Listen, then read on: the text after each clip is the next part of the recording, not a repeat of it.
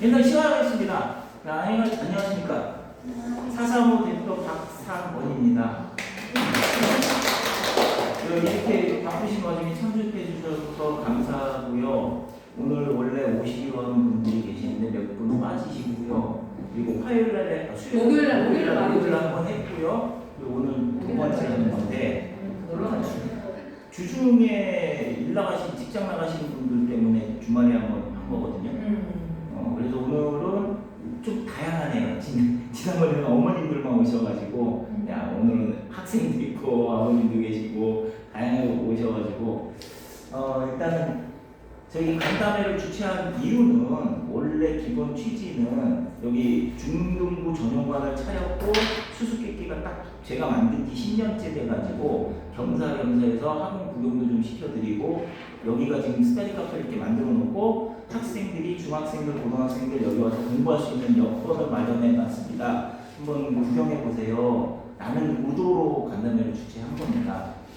그래서 지금 여기 일주일 지난주도 고등학생들 몇 명이 썼고 중학생들도 이제 학원 오기 전에 수업하기 전에 여기서 공부하고 끝나서 공부하고 가는 친구들도 있고요. 근데 아직까지는 그렇게 많이 오진 않아요. 근데 선생님들한테도 제가 말씀드렸는데 지금 여기서 공부하는 학생들이 바글바글 해지기를 원하는 게 아니라 중학생들이 여기서 공부하고 이 분위기에 친숙하면 걔네들이 고등관으로 넘어갈 거거든요. 고등학생이 되면 저기서 수업을 하고 여기서 자율적으로 공부할 수 있게끔 나중에 미래를 바라보고 1년, 2년 뒤에 여기가 좀 더 활성화되게끔 하는 게 목적이다. 지금 당장 애들 바글바글해서 좋을 게 뭐 있냐 오지도 않고 그게 좀 미래를 바라보고 이렇게 만든 거라 와서 공부한 친구들은 다 얘기해요. 좋다고 집중도 잘 되고 좋다고 말은 하는데 그렇게 얘기는 하는데 그렇게 막 빈번히 오진 않네요 아직까지. 특히 중학생들이나 고등학생들 보면은 발등에 둘이 떨어져야 공부하잖아요. 시험 때나 되면은 아마 좀 올 때나 지금 시험 기간이 한 3주 남았거든요. 빠른 학교는 2주, 3주 이렇게 남았으니까 시험 들어가면은 많이 쓸 수도 있어요. 제가 학원 원래 10시까지인데 11시, 12시까지 학생들이 있으면은 오픈을 해놓을 거니까 그리고 자유롭게 들어갔다 나갔다 할 거거든요. 여기서 주말이고 토요일이고 빨간 날이고 상관없이 누가 있는지 제가 감시가 다 돼요. 누가 있는지 움직이는 거 제 핸드폰으로 다 날라오고 저장 다 되고 있기 때문에 걱정을 안 해요. 저는 여기 이것도 제가 다 컨트롤하고 요즘 시대가 그렇더라고요. 그래서 부모님들 여기 학생들이 있는데 걱정 안 하셔도 될 거예요. 혼자 있든 누가 있든 늦게 있든 다 감시 감독이 되고 있으니까 그런 의도로 일단 간담회를 주최한 거고 근데 간담회를 주최하다 보니 여러 가지 문제점이라고 그래야 되나 여러 가지 사항들 그런 것들이 있어가지고 원래 이거 안 하려고 그랬어요. 안 하려고 했는데 무슨 말씀을 드려야 되겠다라고 준비를 하다 보니 좀 얘기거리가 많이 생기더라고요. 그래서 길게는 안 하고 수요일 날에는 1시간 조금 넘었는데 오늘은 1시간 안팎으로 끝내려고 좀 빨리 끝내야 뒷 시간에 부모님들이 이제 시간 활용할 수 있을 것 같아서 최대한 3시 전에는 끝내도록 하겠습니다. 일단은 저희 학원이 수수께끼는 딱 제가 만든 지 10년이 됐고요. 그리고 수학산이 오픈을 여기서 지금 했는데 2주가 지났는데 아직 인가책이 안 나왔어요. 그 공무원들이 일하는 게 좀 늦네요. 빨리빨리 좀 했으면 좋겠는데 일단 4개 학원이 있고 처음에 제가 2012년도에 오픈을 했거든요. 2012년도에 교습소를 오픈을 해가지고 그때 이게 교습소예요. 학원이 아니고 2012년도면 10년 전이잖아요. 이 동네에서 그 전에 한 10년 동안 있었고 꽤 오래 있었어요. 다른 학원에 제가 있었던 이 동네에 있는 학원이 아직 존재해요. 존재하는데 그 학원에서 부원장으로 있다가 제가 나와가지고 혼자서 교습소를 했다고 보시면 될 거예요.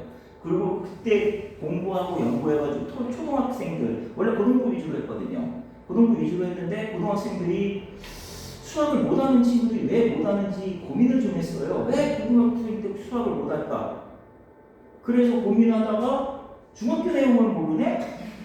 기본이 안 돼 있는 거죠. 중학교 내용을 공부를 또 중급을 같이 했으니까 중학교에 어느 부분이 막혔는지 그 부분을 또 집중적으로 하다가 보니까 그 내용이 초등학교 때 나오더라고요. 초등학생은 해본 적이 없어요. 그 전까지.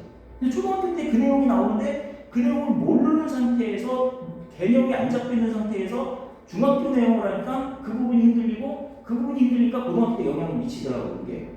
그래서 초등학교 내용을 공부하고 연구하고 책도 엄청나게 많이 샀어요. 몇백만 원씩 샀을 거예요. 그 책은 지금 다 없어요. 제 머릿속에 들어가 있으니까. 엄청나게 책 많이 사서 그 책을 기본으로 해서 교구도 만들고 교재도 만들고 그러면서 이제 수수께끼를 시작하게 된 거예요. 그래서 만들 기본적인 개념은 어떤 취지로 만들었느냐, 교과서를 기본으로 사고력하고 선행을 할 수 있도록 만들어 보자. 이게 기본 개념이에요. 그때 제가 만들 때는 교과 사고력이라는 용어 자체가 없었어요.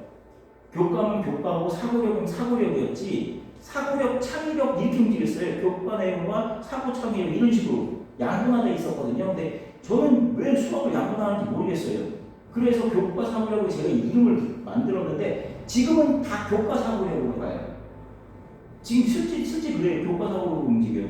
같이 붙였다 이거죠. 근데 내용을 보면 비슷한 것도 있고 아닌 것도 있고, 제가 만든 교재랑 시중에 사고력 교재랑 만들어져 있는 거랑 보면 거의 똑같아요.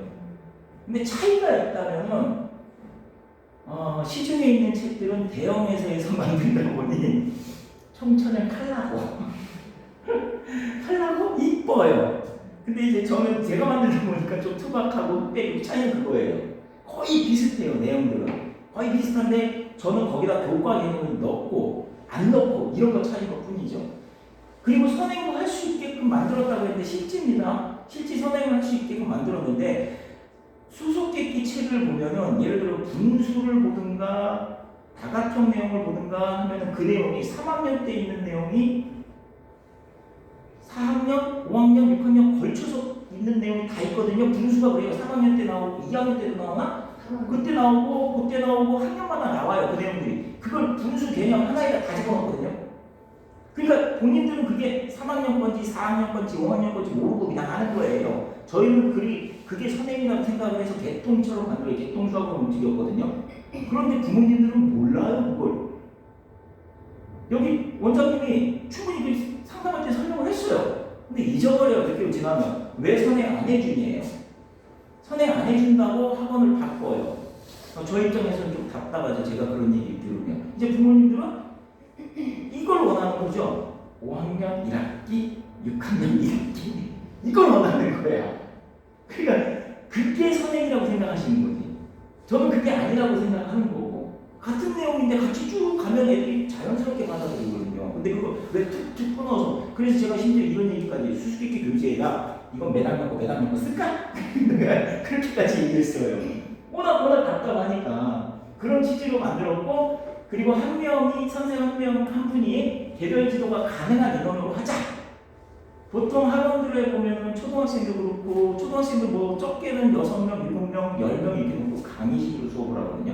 제가 제일 싫어하는 게 그거예요. 저도 20년 전, 30년 전에 그렇게 했어요. 최대 반 30명까지도 놓고 했었으니까 그때는. 근데 30명까지 놓고 수업을 하니까 못 알아듣는 애 표정이 보여요. 쟤는 못 알아듣는 것 같은데 다른 애들이 네 하니까 같이 네 하는 거야. 그래서 걔만 꼭 집어서 물어보면 몰라요. 근데 알려주고 싶은 마음이 너무 큰 거야. 그러니까 수업에 딜레마, 그게 지장이 있는 거예요. 그런 학생 한 명 한 명 때문에. 그래서 그때부터 20년 전부터 생각했던 게 다 알려주고 싶은 거예요. 그러면 몇 명까지 줄여야 되는지 고민을 해가지고 수학 전문학원으로 해보자. 수학만 해보자. 그때는 다 종합학원이었거든요.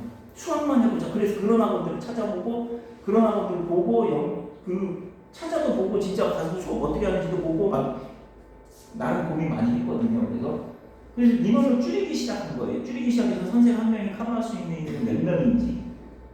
다 그래서 줄이라고 할 때 4명 나오더라고요.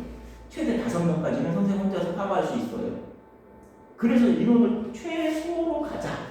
그게 기본 모토라. 지금 강의실, 교실 보면 책상이 많아야 4개, 5개예요. 일부러 그렇게 하는 거거든요. 그렇게 하다 보니까 다른 학원보다는 이게 적어요. 한 통만밖에 안 나와요. 매출이. 그 다음에 상담은 단원평가는 기본으로 움직이고 수학적 감각하고 기초 개념을 확실히 깨닫고 기본을 튼튼히 다지기 위한 수업을 하자라는 개념으로 만들어서 수수께끼 교재가 일반 시중 문제집에 없는 그런 내용들이 되게 많이 들어가 있어요. 그리고 수수께끼 교재를 보면 학부모님들이나 선생님들이 와서 처음 보면 두 가지로 나뉘어요. 선생님들이 이제 체육을 하잖아요. 이 체육을 하고 수업을 합니다라고 딱 보여드리면 둘로 딱 나뉘어요. 어떤 선생님은 너무 쉽네요 이렇게 가요. 이렇게 쉬운 걸 가르쳐도 돼요? 라고 말하시는 분이 있고, 어떤 선생님들은 딱 보셔가지고 이게 뭐예요? 신기하네요. 이거 어려워 보이는데 이렇게 가요. 둘로 나뉘어요. 그럼 저는 딱 그래요. 그 얘기 딱 들으면 쉽다고 느끼시는 선생님들은 뭘 모르는 선생님이고, 어렵다고 느끼는 선생님들은 뭔가 좀 공부를 했든가 뭘 했든가 뭔가를 수학적인 걸 아시는 분이에요. 딱 둘로 나뉘어요. 부모님들도 둘로 나뉘어요. 수수께끼 책 딱 보여드리면 어떤 부모님들은 이런 걸 가르쳐요? 이런 느낌? 너무 쉽지 않아요? 이런 느낌으로 가시는 분들이 계시고, 이거 너무 좋네요. 책 너무 신기하네. 막 이런 분들은 초등과정이 뭔지 아시는 분들은 그래요. 수수께끼 책도 딱 보면은. 그러니까 그 내용에 선행이 들어가 있다는 것도 아쉬워요. 그런 분들은. 초등학교 내용을 다 꿰고 계신 분도, 아니면 학생들이 보는 책하고 수수께끼 교재하고 비교를 하면은 표가 확 나거든요. 일반 시중 문제는 없는 내용들이 되게 많아요. 수수께끼 책에. 그런 기본 개념으로 만든 책이거든요. 이게. 그래서 총 제가 1년, 2년, 3년에 걸쳐가지고 만든 게 총 40권이에요. 40권을 만들어서 초등학교 1학년 내용부터 6학년 나오는 내용, 중학교 1학년까지, 심하게는 중학교 1학년까지. 여기 원기능, 원풀, 부가 기초적으로 들어가 있는 건 6학년 건 조금밖에 없고 중학교 내용으로 엎어져 있어요. 이런 내용들이. 그러니까 본인들이 초등과정인지 중학교 과정인지 모르고 하는 거죠. 제가 만들고자 한 기본 취지가 그런 거거든요. 그렇게 해서 총 60권을 했는데 이걸 다 하는 친구들은 초등학교 1학년 때부터 다닌 친구들은 4학년이면 다 끝날 거예요 아마. 이게. 근데 이제 나중에 3학년에 오는 친구들, 4학년에 늦게 오는 친구들은 이 내용을 다 못하죠. 다 못하고 5학년에 들어오는 친구들 같은 경우에는 늦게 들어오는 친구들은 거의 수수께끼를 못한다고 보시면 돼요. 5학년 때 들어와가지고 밟아 나갈 수가 없기 때문에. 그래서 저는 수수께끼를 하려면은 초등 저학년부터 했으면 좋겠다.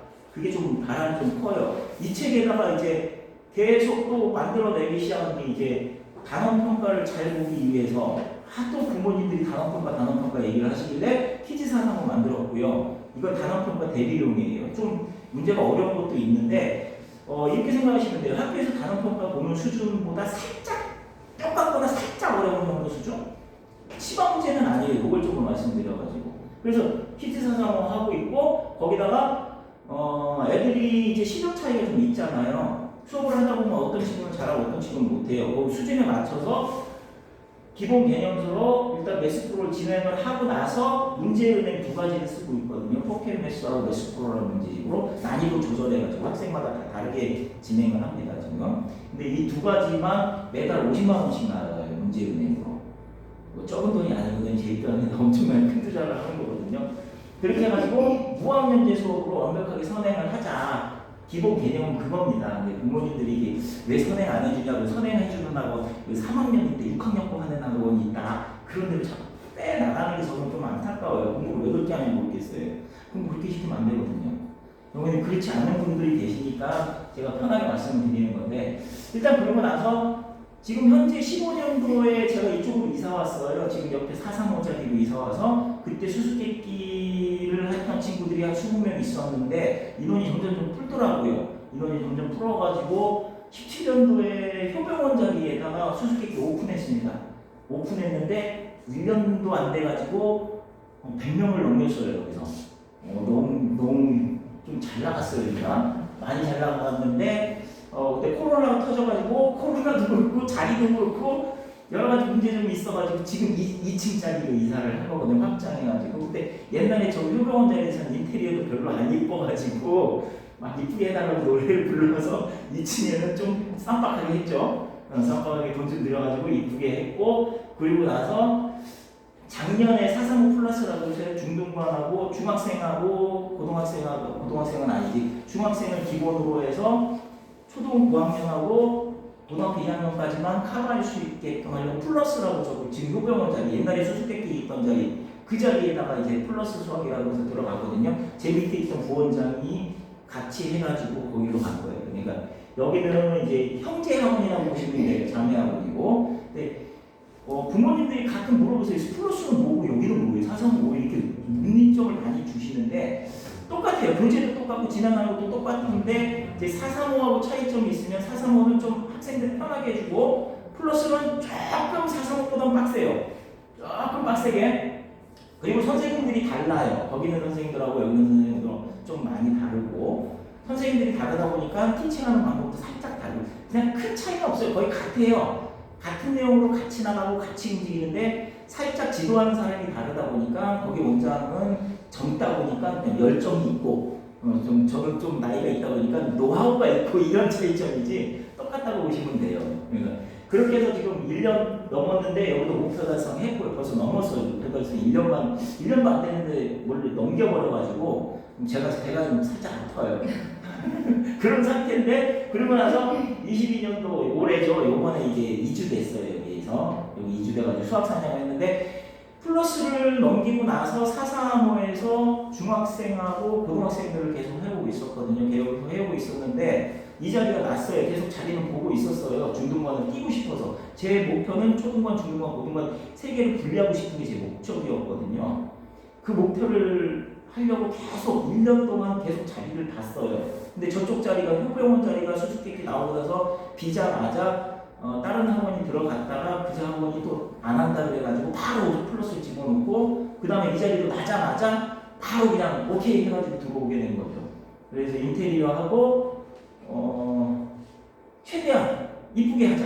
목표는 요즘 인테리어도 중요한데 최대한 이쁘게 하자. 물론 다른 학원 대로변에 있는 학원 같은 경우에는 저보다 더 투자했죠. 대로변에 보면은 제가 거기도 임대료랑 다 알아봤는데 보증금이 거의 억 단위예요. 보증금만 거의 7천, 8천, 9천억짜리도 있고 임대료는 기본이 500, 600 월 비싸요. 비싸니까 어떻게 돼요? 회비도 비싸야 돼요. 그리고 거기는 엄두가 안 나요. 제가 엄두가 안 나고 그 안을 들어올수록 좀 싸요. 그런 것도 있고 일단 모여 있고 싶어서 그래야 제가 편하게 왔다 갔다 하거든요. 그럼 멀리 가면 좀 힘들잖아요. 그래서 여러 가지 이유 때문에 그래서 여기 오픈해가지고 현재 이렇게 4가지 진행을 하고 있습니다. 그래서 앞으로 진행 사항은 초등학생 수수께끼학교에서 초등학생이 6학년 되면 이제 중학교로 올라오잖아요. 6학년부터 올릴 거예요. 6학년부터 올리는데 6학년 아무나 올리는 게 아니라 선행을 하고 있는 애들은 바로 수학사냥으로 올릴 거고요. 그리고 중학교 1학년 되면 이쪽으로 올라갈 거고요. 지금 중학생인 애들이 중3이 되면 중3 1학기 때까지는 수학사냥에서 계속 할 거예요. 예를 들어 지금 예찬이 어머님이 계시는데 예찬이 케이스가 딱 그렇다고 보시면 돼요. 3학년 1학기 때까지는 여기서 공부하다가 2학기 되면 여름방학 때부터는 고등반으로 넘어올 거예요. 고등반으로 넘어와서 제 손을 타게 될 거예요. 이제 그때부터는. 저쪽은 이제 고등부 전문 선생님들이니까 그 선생님들한테서 여름방학 때부터 해서 여름방학 때 2학기 내용 다 끝내고 고등과정을 같이 진행하려고 해요. 고등과정을 같이 진행해서 고등 전문가들 해서 고3 수능 때까지 요번에도 고3 친구가 끝까지 남아있었던 친구 보통 고3 되면은 3월달부터 학원을 그만 다니기 시작해요. 솔직히 3월달이면은 고3 때 배우는 내용까지 다 배워요. 그럼 3월달부터 모의고사 문제풀이 위주로만 움직이거든요. 고등부가. 그럼 이제 자신 없는 친구들은 계속 남아있고 자신 있는 친구들 혼자 공부할 수 있는 능력이 되는 애들은 3월달부터 끊기 시작해요. 그리고 올 초도 거의 한 20명까지 있었거든요. 10몇 명 정도 있었는데 3월달부터 너무 잘하는 친구가 한 명 있어요. 그런 친구는 제가 권해요. 야, 너 이제 매달 1등급 나오는데 뭘로 다녀? 니 혼자 해. 엄마 돈 맡기게. 혼자 해요. 걔는 진짜. 그러면 뭐하러 돈 들여가면서 혼자 하면 돼요. 모의고사 문제 풀이 동영상 이거 다 널려 있어요. 저는 학원 굳이 보낼 필요가 없다고 생각해요. 그런 애들은. 근데 2등급, 3등급 애매모호한 애들은 조금 더 다니고 그런 세계에서 계속 끊어요. 끊어가지고 이제 마지막까지 다니는 친구는 2명. 수능 전날까지 그 친구 2명. 수능 잘 봐라 네 감사합니다. 그렇게 움직여요. 그렇게 움직일 수밖에 없는 거고. 플러스는 저기는 저기 따로따로 독립적으로 움직이는데 지금 상황이 보니까 플러스에 다니는 친구들이 저희 435에 있는 친구들, 그러니까 지금 수학사냥에 있는 친구들 학교가 좀 약간 차이가 있더라고요. 학교별로 나눈 건 아닌데 약간 차이가 있어요. 그리고 사사모나 수학사정이나 플러스하고 애들을 가끔 옮길 때가 있어요. 옮길 때가 있는데 그런 경우에는 안 맞는 경우가 있어요. 선생님하고 학생하고 안 맞는 경우, 말을 안 듣는다든가, 예를 들어가지고 어떤 친구가 있는데 그 친구가 딱 그 케이스예요. 수수께끼 있었어요. 근데 플러스로 갔어요. 중학생 돼가지고 플러스로 갔는데 플러스 원장이 1년 동안 가르치고 나서 도저히 얘는 못하겠다고 저한테 얘 어떻게 생각해요? 말을 안 듣는데요. 그럼 일 보내라. 그럼 이거 왔어요. 너무 잘해요. 열심히 하고. 그러니까 선생을 타는 거지.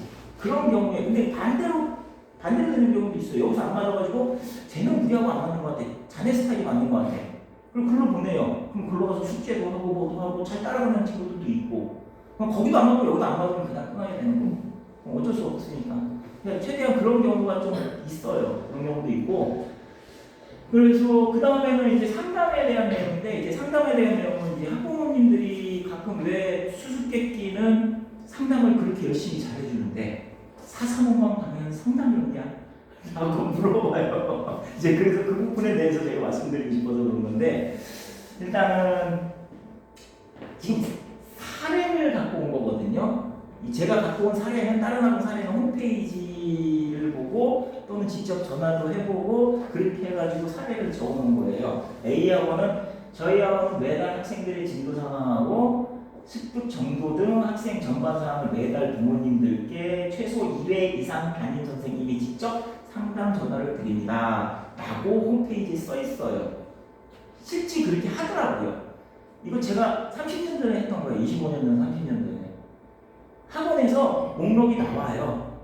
제가 맡고 있던 반 학생들 있잖아요. 이번 주는 누구 지정이 돼서 나와요. 심한 경우는 멘트도 해요. 멘트도 써요. 이 얘기 저 얘기 해라. 그럼 그 멘트 읽는 거예요. 거기다가 제 뭐 단어는 어디가 나가고 단어는 뭐 나가고 무슨 내용하고 이거 얘가 잘하고 못하고 이렇게 얘기를 하는 게 전반적인 거잖아요. 근데 상담이 아니라 의무적인 거예요. 그게 진짜 의무적인 거.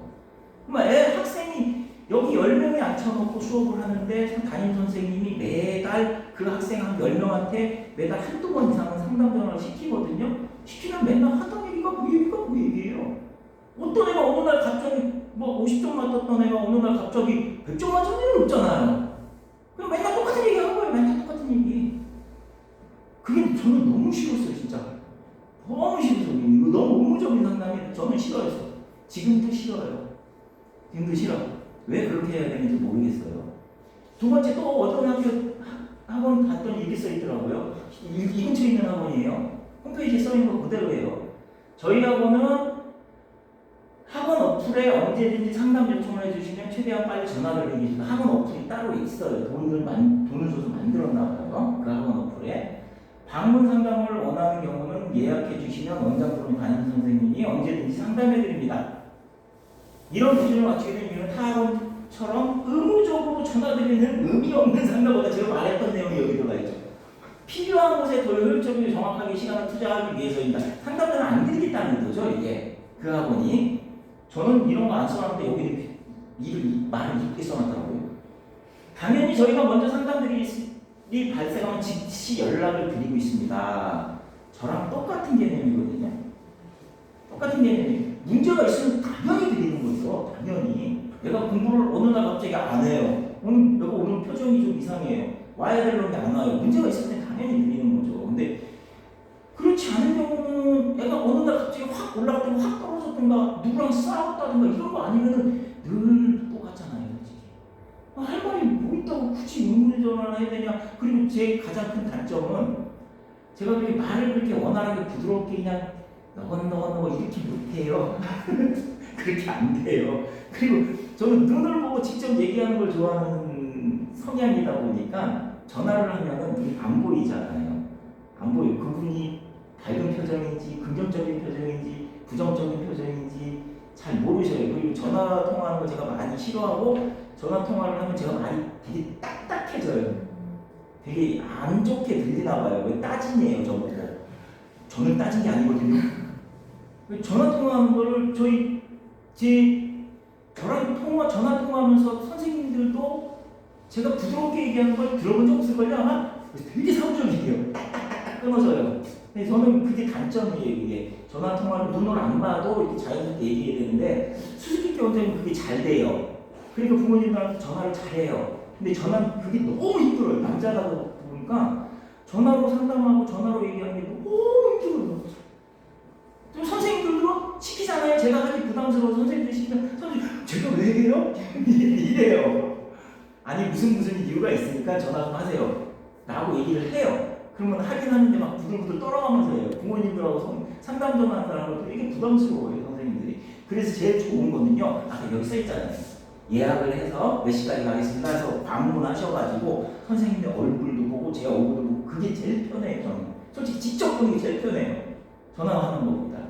시간이 없고 바쁘시면 어쩔 수 없이 통화를 해야 되겠지만 그럴 만한 내용이 그렇게 많지는 않다는 거죠. 부모님들 전화해가지고 이런 경우는 없잖아요. 지금 무슨 단어는 어디 나가고 있어? 이렇게 물어보진 않잖아요, 부모님들이. 중학생들 그 무슨 단어 어디 나가요? 엄마들이 어떻게 알아요, 그거를? 잘 모르시지. 그렇게 물어보진 않단 말이에요. 그냥 애가 잘하고 있으니까 이 정도지. 야, 잘하고 있다고 해야지, 뭐. 못하고 있으면 얘기할 수는 없잖아요, 또. 잘하고 있으니까 잘하고 있다고 얘기하는 거고. 그러니까 상담 전화하는 게 저한테는 좀 부담스럽기는 해요. 수수께끼에서 넘어온 친구들이 원장님이 왜 상담 전화 안 하냐, 의무적으로 하라 마라 이렇게 얘기가 들어와서 그래서 지금 수학 사냥을 차려놓은 김에 여기선 시스템을 좀 바꾸려고 하거든요. 여기서는 선생님들이 전화를 드릴 거예요. 제가 하는 게 아니고 의무적으로. 근데 너무 형식적으로 의무적으로 하지 말고 단어 평가를 매번 가서 점수가 좀 많이 떨어졌든가 아니면 특별한 사람이 선생님이 뭐 반이 바뀌든가 선생님이 바뀌든가 이럴 때는 전화 통화를 좀 해라. 그런 약간의 규정을 좀 만들자 해서 선생님들이 부원장님을 기준으로 해서 전화를 드리자 이렇게. 물론 사사고에서는 앞으로 안 할 겁니다. 그런 거는. 고등학생들은 상담 전화하면 어머님들이 먼저 끊어요. 싫대요. 뭐 알아서 하시겠죠 이래요. 진짜로. 고등학교 부모님인데 제가 애가 학생이 좀 안 왔어요. 그래서 제가 전화를 드렸어요. 전화를 드린 김에 얘가 공부 좀 안 한다. 좀 집에서 공부 좀 시켜라. 이런 얘기 하려고 전화를 드렸어요. 그때. 애가 안 와요? 얘 뭐 해서 안 와요? 근데요, 교우가요, 좀 너무 공부를 안 하는데 뭐 좀 집에서 공부하나요? 알아서 하겠죠. 원장님 알아서 잡아주세요. 안녕히 계세요. 끊어버려요. 실제 그래요. 초등학교 부모님들은 상담한다 그러면 보통 30분에서 1시간 걸려요. 중학교 부모님들은 상담한다 그러면 10분, 길면 20분. 고등학교 부모님들 상담한다 30초?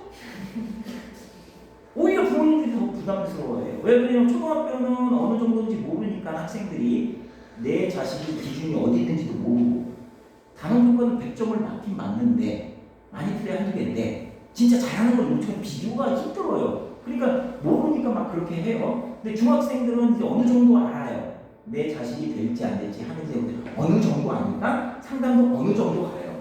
이제 고등학생 되잖아요. 확실히 알아요. 이놈이 대학을 갈 놈인지 안 갈 놈인지 공부할 놈인지 안 하는지 100% 알아요. 부모님들이 알아요. 부모님들이 아니까 그냥 가는 거예요. 그냥 실제로. 그러다 보니까 고등학생은 상담 전화하는 게 너무 힘들어요. 오히려 선생님들이 더 힘들어요. 진짜 못하는 애는 알아서 포기하고 진짜 잘하는 애들은 알아서 하겠죠 하고 믿고. 고등학생들이 그래서 저는 매우 편해요.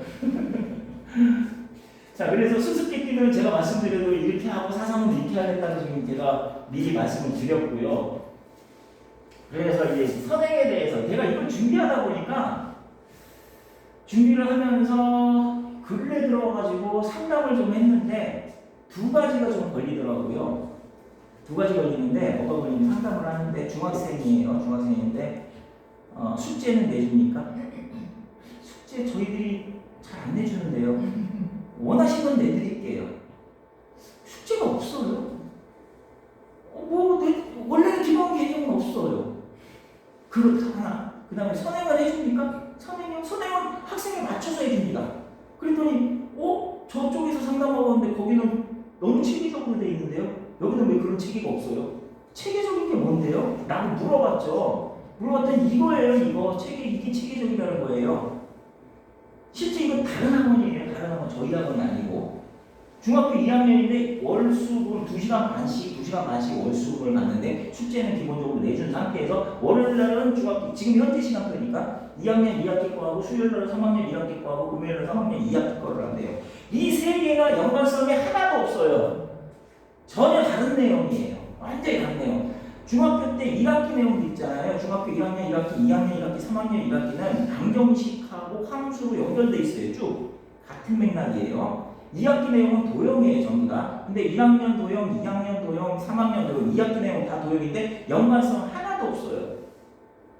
진짜로 하나도 연관이 안 돼 있어요. 그러니까 2학년 2학기 도형하고 3학년 2학기 도형 여기를 알아야 이걸 알지 않아요? 전혀 관련 없어요. 아무런 관련 없어요. 그러니까 2학기 내용이 중간에 흐름을 끊어버리는 게 2학기 내용이에요. 그래서 3학년 때 1학기 내용은 3학년 1학기 내용이나 중학교 2학년 1학기 내용 같은 경우는 고등과정하고 직접 연결돼 있어요. 고등학교 내용은 고등학교 1학년 내용은 전부 다 방정식 함수예요. 방정식 함수.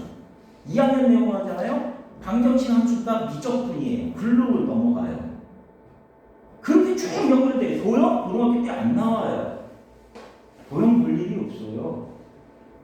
2학기 내용에다 목숨 걸 일이 없어요. 옛날엔 안 그랬어요. 지금 바뀐 게 그렇다는 거예요. 옛날에는 도형도 나오고 수능 보면 도형이 기본적으로 끼고 있었거든요. 없어요 지금. 수능 문제 한번 보셔요. 도형이 있나. 그림이 있는 경우가 있긴 있어요. 근데 그게 도형 문제가 아니에요. 미적분 문제고 삼각함수 문제지. 근데 그 2학기를 중간중간에 껴버린단 말이에요. 대통령 쭉 가던 흐름이 딱 끊겨버려요. 근데 이거를 부모님들이 이렇게 하는 게 체계적이에요. 이게 같은 학원이에요. 고등학교 중앙3회예요. 고등학교 1학년 3, 화학, 수학 1 관련이 하나도 없음.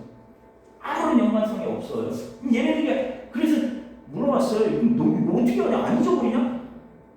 뺑뺑이 돌려준대요. 이렇게 얘기해요. 뺑뺑이 돌려준대요. 그럼 걔가 뺑뺑이 돌아가면 언제 돌아가냐면 1년 후에 돌아가요. 1년 후에인데 걔네들이 과연 그 선행한 걸 머릿속에 기억하고 있어요?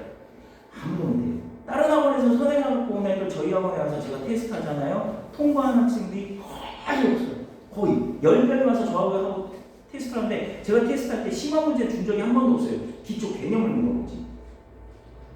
기초 개념 물어보면 아는 거 하나도 없어요. 백지 상태. 그러면 어머니한테 가서 처음부터 다시 해야 됩니다. 딱 밀어놓으면 엄마들이 등록 안 해요. 기분 나쁘다는 거지. 했는데 잘못된 선행을 하는 거죠. 선행을 해도. 그럼 저희는 책임 없다는 거예요. 저희는 책임 없는 게 아니라 그냥 학생한테 맞춰줄 뿐이에요. 학생한테 한 명 맞춰주는 거예요. 그냥 잘하는 애들은 쭉 빼주는 거고 부족한 애들은 기본 개념 다져줘야지. 그게 10번이고 20번이고 확실하게 해드려야죠. 저는 목표가 그런 거거든요. 지금 이걸 어머님 많이 들어보시잖아요. 수학은 기초 개념이 중요하다고. 그게 안 되는데 어플은 뭐 할 거예요, 그게. 근데 코로나 전에는 이런 분위기였어요. 선행은 독이다. 막 TV도 많이 나오고 되게 좋았거든요, 그때. 그때 선행시키는 것도 많이 홍보하고 선행하지 말라고 하고 숙제도 하지 말라고 막 그랬다가 코로나가 빵 터지면서 학교를 안 가고 뭐 야자도 안 시키고 막 이런 분위기가 됐어요. 그러니까 집에서 애들 빈둥 컴퓨터나 하고 인터넷이나 보고 뭐 온라인 수업 하다 보니 맨날 집에만 있잖아. 그러니까 이제 부모님들이 모시기에 그냥 공부 하나도 안 하는 거 같고 눈에 가시고 저기 숙제가 없는데 저거 있지. 공부는 언제 하나 막 이런 마음이 들기 시작한 게 코로나 때문에 숙제 내주는 거 선행하는 게 바람핀 것 같아요. 제가 보기에 요즘 들 유난히 심해요 이게. 전에는 안 그랬거든요. 요즘 되게 심해요 이게. 그리고 주위에 있는 학원들 다 선행해요. 엄청나게 선행해요. 자기 학력을 하는 게 아니라 선행 위주로 돌아가요. 그 학교에서 60점 받는 애인데 중간고사, 기말고사 60점 받는 애인데 중학교 2학년인데 고등학교 1학년 가고 있었대요.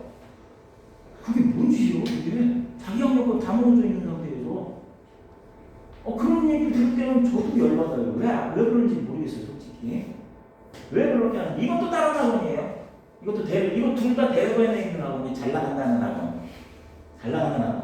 이 학원은 이렇게 하더라고요. 3, 4, 5월달 동안 이렇게 하고 5, 6, 7월달은 선행하고 그 다음에 여름방학 때 선행하고 이런 식으로 이렇게 가더라고요. 이게 체계적이래요.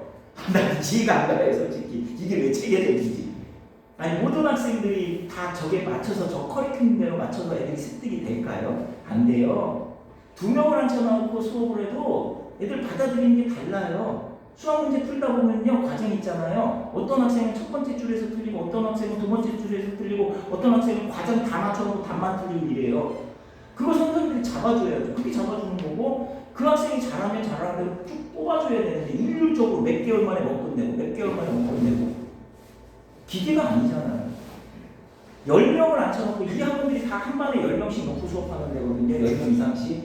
10명 이상씩 수업 이렇게 놓고 수업을 하는데 그 학생들이 과연 그걸 다 따라올까요? 따라오는 애는 많아야 2~3명이에요. 나머지는 들러리지. 들러리. 그러다 거기서 처지면 밑에 반 내릴게요. 밑에 반에서 좀 잘하면 다시 올릴게요. 애들만 올렸다 내렸다 올렸다 내렸다. 그럼 상담정을 해가지고 점수가 이 모양인데 선생님은 굳이 해야 되나요? 몇 바퀴 돌리니까 내년에 괜찮아질게요. 거기 속아요 엄마들은 이제. 우리 내년에 괜찮아지겠지. 지금 60점이지만. 그 뭔 얘기야? 내년에 엉망이지. 거기 속아 넘어가는 거 어떻게 이렇게 할 수 있어 이게? 아니 말이 안 돼 이런 거. 몇 개월 만에 못 끝내고 몇 개월 못 끝내고. 시간 버리고 돈 버리는 거예요. 솔직히 저는 그렇게 생각해요. 솔직히. 전혀 못해요 개념. 전혀 못해요. 몰라요 애들. 그리고 숙제에 대해서도 이제 두 번째 숙제에 대해서 말씀드리고 싶은데 제가 숙제를 안 내기 시작한 게 옛날에 숙제 엄청나게 내줬고 숙제 안 하면 두들겨 패기도 했어요. 두들겨 패기도 하고 남겨놓고 시키기도 하고 제가 안 때리기 시작한 지는 15년 됐나? 그 전까지는 몽둥이 들고 다니면서 엄청 패고 다녔어요. 욕도 엄청나게 하고 지금은 되게 착한 순한 약이 된 거고 옛날엔 진짜 많이 뺐거든요. 숙제 안 하면 무조건 때렸으니까. 근데 지금 그럴 수가 없잖아요. 근데 그걸 방지할 수 있는 방법은 남기는 수밖에 없거든요. 남기다 보니까 문제점이 생기더라고요. 숙제한 거, 숙제 안 했으니까 풀고 막 이렇게 했거든요. 수업시간 끝날 때까지 학원 문을 닫을 때까지 안 풀어요. 끝까지 버티는 거예요. 무진장 싸우거든요. 저도 숙제 때문에. 그래서 열받아가지고 너 지금 내가 막 승질 나가지고 너 왜 안 푸냐고 맨날 소리 막 했거든요. 근데 딱 한마디 하더라고. 모르는데 어떻게 풀어요? 헐. 다 배웠는데 왜 말라? 이렇게 가지고 기억이 안 나면 어떻게 하라고요? 싸운 거죠 말 그대로. 그래 들어와서 빠진 거죠. 숙제 내주면은 이렇게 내주면 이거 A 학원이에요. 문제집 5장, 2장에서 5장씩 풀어오고 B 학원은 매일 4시간 프린트로 내주는 거예요. 4시간 프린트로 내주는데 한 번에 5명 이상이 되면은 한 번에 5명 이상 넘어가잖아요. 넘어가면은 일일이 채점이 안 돼요. 불가능해요. 그럼 어떻게 하냐면 답을 불러줘요. 1번에 2번, 2번에 3번, 4번에 5번 이렇게 불러줘요. 그럼 애들이 채점해요. 그럼 틀렸다고 해서 또 나오잖아요. 그럼 이제 선생님 입장에서 이렇게 해요. 자, 틀린 문제. 그럼 몇 번이요? 몇 번이요? 그러니까 몇 번의 어느 부분을 몰라서 틀렸어요. 이게 아니고 몇 번 틀렸어. 이렇게 가요. 그럼 선생님 입장에서는 이렇게 가거든요. 10명인데 10명이 다 틀린 문제가 있어요. 그것만 가요. 그럼 누구 한 문제, 얘는 다 맞았는데 한 명이 2번을 틀렸어. 걔는 질문 못해요. 창피해서도 못해요. 그럼 그 문제 그냥 모르고 넘어가는 거예요. 본인이 어디서 틀렸는지도 모르고 뭘 하는지도 몰라요. 그럼 틀린 문제가 있으면 저는 고등과정을 하다 보면 이런 문제가 있거든요. 고등과정을 하고 숙제를 내주고 문제를 풀고 막 이럴 때면 문제 푸는 거, 숙제 내주는 거, 문제를 풀 때 있잖아요. 문제를 풀 때 학생이 2명, 3명 있으면 풀이 과정이 달라요. 스타트가 시작이 풀이 과정이 달라요. 애들이. 누구는 이 방향으로 풀고 누구는 이 방향으로 풀고 누구는 공식 써서 풀고 다 달라요. 고등과정이 그래서 재밌거든요. 근데 일반 학원들은 10명, 6명 이상 10명씩 놓고 하는 학원은 선생님 맘대로 가잖아요. 자기 일률적으로 움직이잖아요. 저는 왜 그래야 되는지 모르겠어요. 얘가 이 방향으로 갔으면 그 기본 개념 길이가 그 방향이 잘못됐으면 그 방향을 잡아주면 되는데 그 방향이 틀린 게 아니면 그 방향으로 가서 설명해줘야 돼요. 글로 가야죠. 그리고 나서 이거보다는 이게 더 나은 것 같아 하고 2가지 방법 알려주면 걔는 2가지를 배우잖아요. 고등학교 문제집은 그래요. 중학교까지는 중학교 내용은 거기서 거기에요 솔직히. 근데 고등과정은 재밌다니까요. 요도 이렇게 풀어도 되고 이렇게 풀어도 되고 이렇게 풀어도 되고 막 이래요. 그럼 니들이 선택해 이렇게 봐요. 그게 다른 학원하고 차이점이고 다른 선생님들하고 차이점이에요. 풀이 과정이 저는 그만큼 많이 알고 있다는 얘기죠. 왜 선생님들한테도 그렇게 얘기해요. 고등부 선생님들한테도 기왕 풀어놓은 거 애들이 풀어놨으면 잘못된 지점부터 가라고, 여기서 틀었으면 거기서부터 가라고. 그렇게 하면 학생들 다 공단 얘기잖아요. 다 한 명 한 명. 근데 10명 놓고 그게 어떻게 보여요? 안 보이잖아요. 지금 그렇게 해요. 근데 10명 친구 이렇게 해요. 진짜 그냥 넘어가는 거예요. 그냥 이러고 넘어가는 거야. 그리고 숙제했다는 거죠. 개별적으로 채점해주는 경우거든요. 이제 개별적으로 채점해주는 거, 채점은 틀린 문제 고치게 하고 개인 모르는 문제 질문 받아주고 개인 다음 시간 숙제 내주고 개인 저희처럼 그렇게 한다는 얘기죠. 개인 다 봐주는 거죠. 근데 이게 인원이 많아요. 예를 들어가지고 6명 이상 됐어요. 그러면은 이 사태가 벌어져요. 숙제하라고 수업 시간 2시간이면 1시간 그냥 날라가요. 숙제만 하라고. 그 다음부터 아무것도 못해요. 이거 좀 이따 말씀드릴게요. 그럼 어떻게 해야 되느냐. 그 숙제 내주면은 이런 사태가 벌어져가지고 제가 내주지 않았던 이유가 지금 다시 나오는데, 숙제 내주면 이러잖아요. 답안지 뺏겨오게. 너무 좋은데 요즘 답안지 구하기 쉬워요. 겁나 뺏겨와요. 답만 똑똑똑똑 세운 애들 있어요. 무조건 뺏긴 거예요. 친구한테 돈 주고 풀어달라고 한 경우도 봤어요. 진짜로. 숙제가 3장이에요. 친구한테 내가 5,000원 줄 테니까 이거 풀어줘. 공부 잘하는 애한테. 그리고 풀이가 좀 막 하는데 저한테 들켜서 시와예요. 글씨가 달라요. 너 이거 시체 아니잖아. 그 다음에 제가 왼손으로 썼어요. 무슨 왼손으로 써? 그래서 물어봤어. 이 문제 어떻게 푸냐? 몰라요. 그래서 캐물었죠. 돈 주고 풀어달라고 했대. 명확해요 아주. 그리고 몰랐다고 잊어버렸다고 깜빡했다고. 어떤 학생 이런 학생 봤거든요. 숙제를 내줬어요. 선생님이 원래 잘 안 내주는데 공부를 너무 안 하니까 담임 선생님이 내줬어요. 숙제를 내줬는데 2장 풀어오는 거였더라고요. 근데 안 해왔나 봐요. 막 혼나고 있는 거야. 그래서 제가 갔어요. 들어가서 왜 그래요? 그랬더니 숙제를 내줬는데 책을 잊어버렸대요. 집에 놓고 왔대요. 그러고요. 그래요? 이상하다. 그럴 리가 없는데 얘가 집에서 숙제를 할 애가 아닌데 제가 보기엔 숙제 안 한 애거든요. 가방에서 꺼낼 이유가 없거든요. 그냥. 근데 놓고 왔대요. 자기는 분명히 했대요. 그리고 좀 이상해서 뭐 쓰레기 버릴 겸 해서 나갔어요. 나갔는데 쓰레기통 뒤에 시래기함 위에 그 책이 있더라고요. 딱 걸린 거죠. 들고 가가지고 이거 뭐냐? 네 거냐? 네. 내가 빨리 준 거더니 엄마한테 전화했죠. 엄마한테 답이 없어요. 답이 없어. 숙제를 뭐 어떻게 해서 했습니다. 잘 좀 부탁합니다. 걔가 한두 번이 아니니까 그런 경우가. 여러분들 이거 다 있어요. 그냥 아무거나 맞춰갖고 오는 건 비일비재하고 이게 무슨 숙제예요. 이렇게 하는 게. 숙제 10명 중에서 숙제 진짜 충실히 잘해오는 애들은 정교권 애들이에요. 자기가 알아서 공부하는 애들. 그런 애들 말고는 억지로 해요. 억지로 앉아가지고. 아니 2장을 풀어오려면 못해도 1시간 이상은 앉아있어야 되는데 5분 만에 나와요. 숙제 다행히 다 했어요. 5분 나와요. 아무나 막 찍고 오는 거지. 엄청 많아요. 이런 애들이 대부분이에요. 진짜 숙제를 숙제답게 안 해요. 숙제라고 하려면 진짜 이렇게 해야 돼요. 한 문제 붙들고 1시간 공부하고. 그 문제 하나를 풀기 위해서 1시간 고민해야 돼요. 그게 진짜 숙제예요. 예를 들어 선생님들이 애가 딱 못해서 버벅대는 느낌이 들어서 선생님들이 가가지고 너 모르겠니? 내가 설명해 줄까? 그랬을 때 학생이 아니요 잠깐만요. 제가 조금만 더 생각해보고요. 이런 애들이 실제 있어요. 학원에. 그런 애들은 쭉 올라가요. 그래서 그런 애들은 숙제 안 내줘도 지들이 공부해 갖고 와요. 진짜 있어요. 그런 애들 없는 것 같죠? 있어요. 대부분은 안 한다는 거지. 그런 애들은 실력이 쫙 올라가요. 광역고등학교 2학년 때 전교 1, 2등 하는 애가 있거든요. 걔가 6학년 때부터 저희 학원 다녔던 친구예요. 걔가 전교 1, 2등 할 정도의 실력이면은 옛날부터 저한테 꼼꼼히 배워본 적이 없어요. 저는 가르쳐준 적이 없어요. 저는 길만 알려줬지. 기초 개념만 알려주고 길만 알려줬어요. 공부는 지가 했어요. 지가. 고등학교 2학년인데 지금도 그래요. 문제 하나 막히잖아요. 제가 조금만 더, 제가 조금만 더 생각해 볼게요.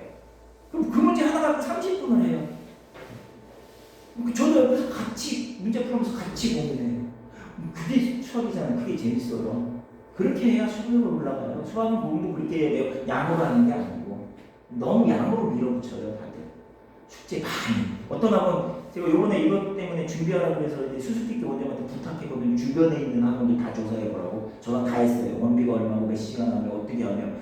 그 중에 어떤 학원이 저희는요 숙제가 좀 많아요.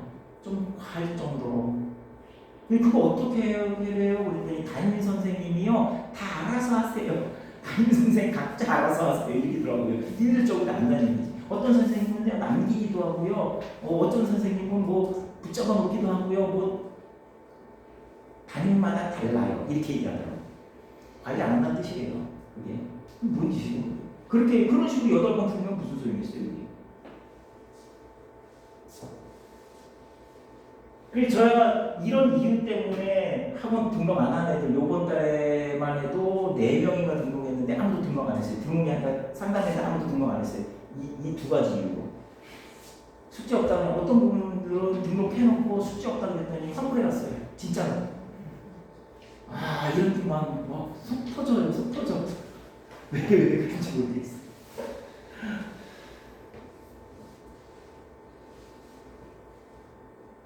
숙제를 하려면 여기서도 어떻게 하느냐 이제 수학사냥은 어떻게 하기로 결정을 해 숙제를 내주기로 했어요. 기본 목표는 내줄 거예요. 수학사냥은 숙제를 내주는 걸 기본 목표로 할 거예요. 그럼 숙제를 내주는 걸 기본 목표로 하면은 못해도 20분에서 50분 정도 소요되거든요. 50분 정도 소요되고 그걸 한 명을 다 봐줄 수 있으려면은 이런 과정을 모두 하려면은 시간이 필요해요. 근데 지금 2시간 3번 하고 있잖아요. 그 시간 안에 지금까지 했던 프로그램이 뭐냐면 수학사냥에서 했던 프로그램, 중등과정에서 했던 프로그램은 학원에 오면 일단 복습 테스트를 해요. 지난 시간에 배운 내용을 복습을 시켜요. 그리고 진도를 나가주고 계속 그렇게 하면서 일주일에 한 번은 또 부교재 갖고 시중 문제를 했어요. 계속 그렇게 해왔는데 거기다 숙제까지 넣어주면 시간이 필요하다는 얘기죠. 그래서 2시간만씩 늘릴 거예요. 수학사냥은 그렇게 하겠다라고 제가 말씀을 드리는 건데 문제는 뭐가 있냐면 시간이 늘어나야 되잖아요. 근데 문제는 뭐가 있냐면 저희 학원이 큰 사사고가 큰 이유가 뭐였냐면 숙제 없다. 과한 선행 안 해준다. 이걸로 지금 오신 분들은 그것 때문에 오신 분들이에요. 근데 앞으로 오신 분들을 잡기 위해서 안 하던 걸 하겠다. 그럼 말이 안 되잖아요 지금.